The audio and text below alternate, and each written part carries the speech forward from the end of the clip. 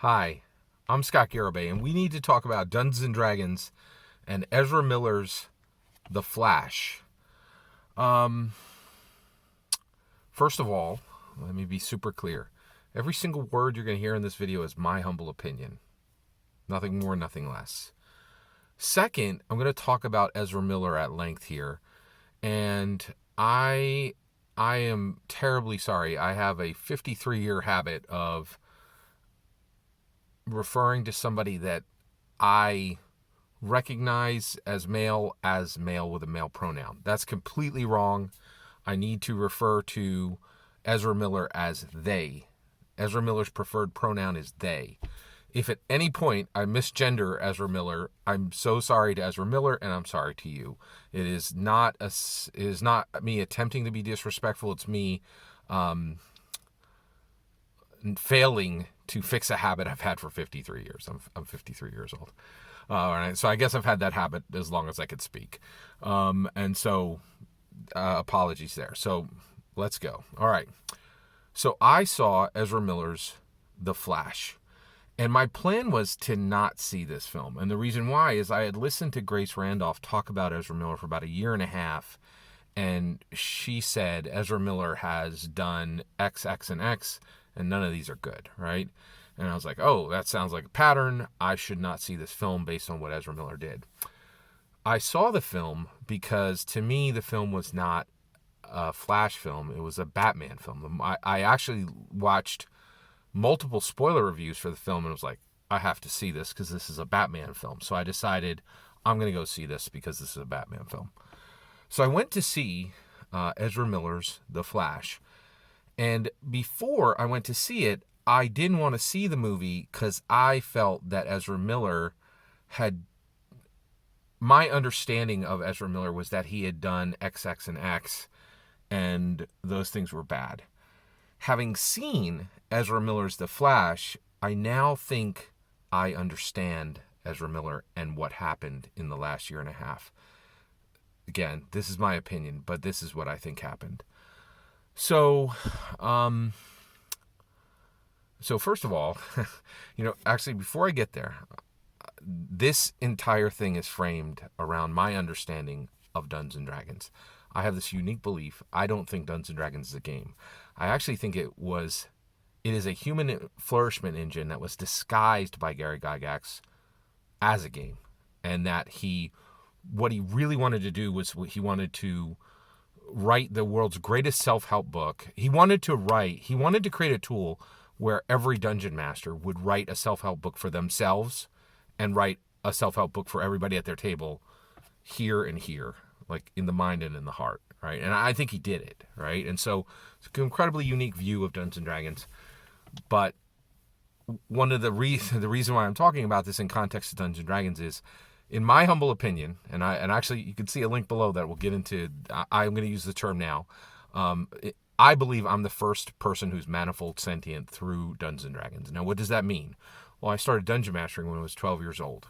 And since then, I've thought with 1,000 minds, felt with 1,000 hearts, and spoken with 1,000 mouths, right? Like, I am no longer contained within one identity, right? Like, I've stood on the shores of Waterdeep and watched the ships come and go. I have multiple sets of sensation, emotion, and memory, right? Like, I'm manifold sentient, right? And I coined this term because the experience of Dungeons & Dragons is so powerful for me that I needed a term to understand it, right?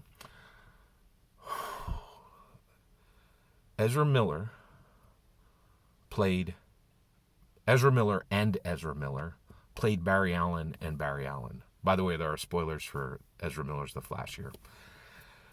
Ezra Miller and Ezra Miller played Barry Allen and Barry Allen. And my understanding of Ezra Miller before the film was that they used the pronouns they so that they could align with modern accoutrements of pronouns. I no longer believe that's true. I think Ezra Miller was preparing themselves and had already reached manifold sentience outside of Dungeons and Dragons, right? And I think Manifold Sentience has the possibility of being dangerous, right? So Ezra Miller created this transformative character, Barry Allen, and what he has done is historically important, not in comic book movies, but in cinema itself, okay? So what happened is Ezra Miller, so there have been actors, so Ezra Miller is a new type of actor, in my humble opinion. Let's get into it. Traditional actors, lower tier actors, portray a character, and that's been done for centuries, maybe millennia, right?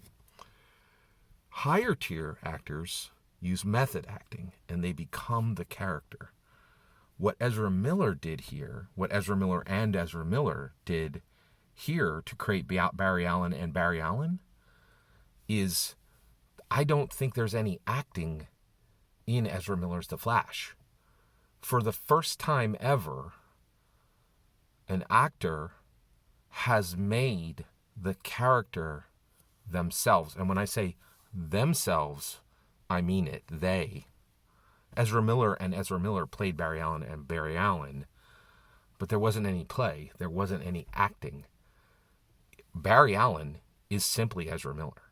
If you watch it, it's chaos on the screen that in many ways, literally some of the actions are the same as what the chaos that was happening in Ezra Miller's life.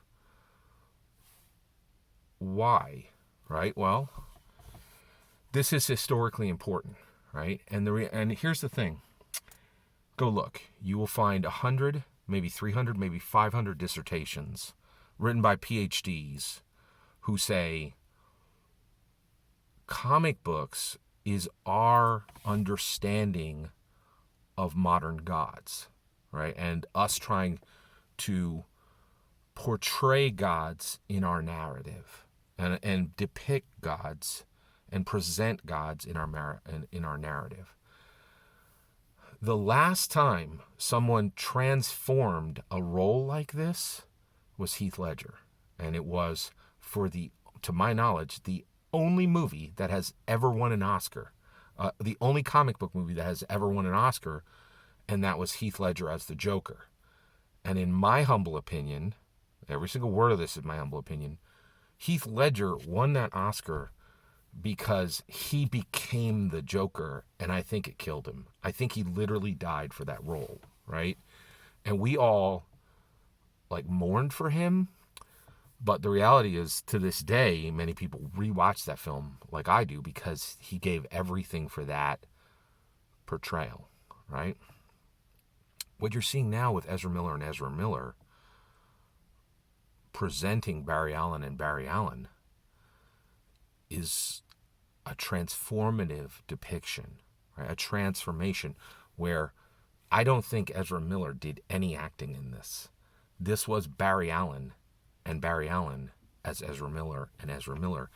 And the reason he used the pronouns they was, I think Ezra Miller knew before anyone else that when I've literally complained and said, they is confusing because you're not multiple people.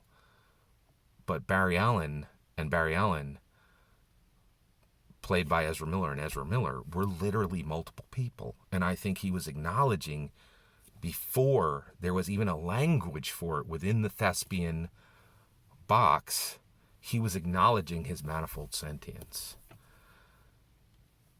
And I think this helps us understand Gary Gygax as well. Because when we look to portray gods, what do you think the dungeon master role is, right? You literally inhabit every person in that sphere. You literally control the weather. You literally, are responsible for every single thing in that world. If that's not a god seat, what is, right? And so I think Gary Gygax knew he had to put the game frame around it as protection, because when we look to portray gods, literally and figuratively, right, I think there's a level of danger there. Like, we've seen it with Heath Ledger, and I think we've seen it again with Ezra Miller, right? And what you're seeing with Dungeon Masters, and what you're seeing with Ezra Miller, and what you're seeing with Heath Ledger is Manifold Sentience. And I needed to process that. I needed to process, what does it mean to have multiple sets of memories, sensations, and emotions? What does it mean to live with that, right? And in my humble opinion, it literally killed Heath Ledger. And I think what happened with Ezra Miller is tragic, but in my opinion, understandable, because there were no... Gary gave us guardrails. He's like, it's a game, wink, wink, right? And most people think it is, right? And I did too for decades before I realized I was manifold sentient, right? And then there's a point where the guardrails come off, but the thespians never had this guardrail. They never had this safety level. You know, we literally use the terms safety rules in tabletop role-playing games, and they don't have these rules. They don't have this structure. They don't have this box. They don't have this safety net in the acting world. And we're seeing the cost of it. Every single word of that is my humble opinion.